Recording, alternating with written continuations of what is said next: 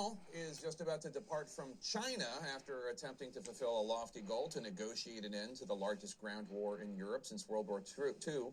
Macron says he is counting on China's leader Xi Jinping to reason with Russia's President Vladimir Putin, as Xi tells Macron it's, quote, in nobody's interest, unquote, for the war to drag on.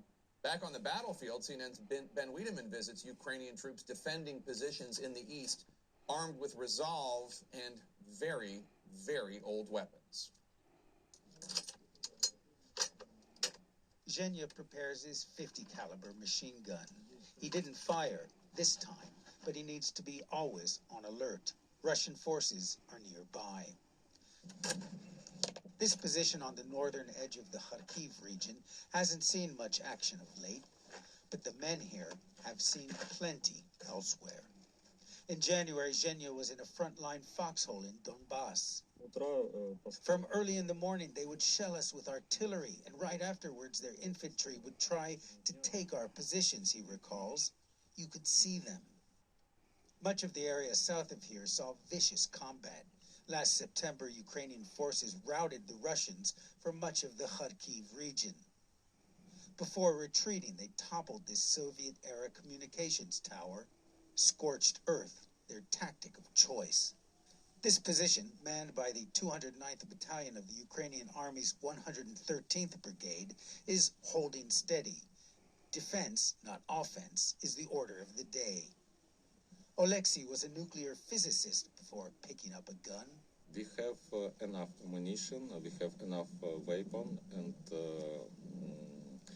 different armor equipment. But it's all for defense. Weapons for the counterattack, it will be better because we sooner free our land. The weapons they have are hardly the latest. The troops showed us a Swedish-made recoilless rocket launcher dating back to 1978.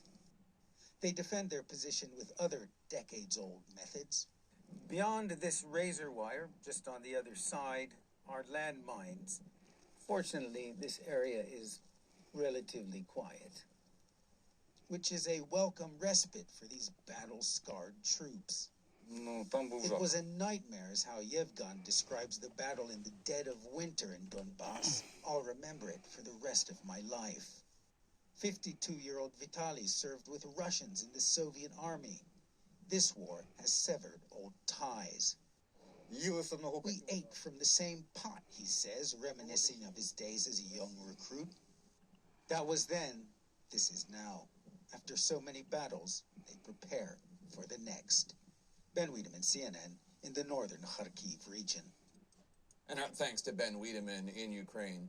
In Russia, authorities have formally charged Wall Street Journal reporter Evan Gershkovich with espionage. That's according to Russian state media, which added that he continues to deny the accusation. Secretary of State Antony Blinken told reporters on Wednesday that there's no doubt he's being wrongfully detained. Gershkovich is a journalist, not a spy. He was detained by Russian authorities last week, ludicrously accused of spying. This is the first time it's happened to an American journalist since the end of the Cold War.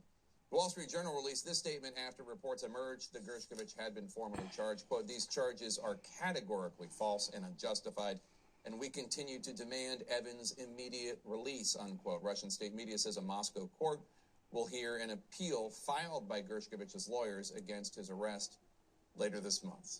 What a travesty.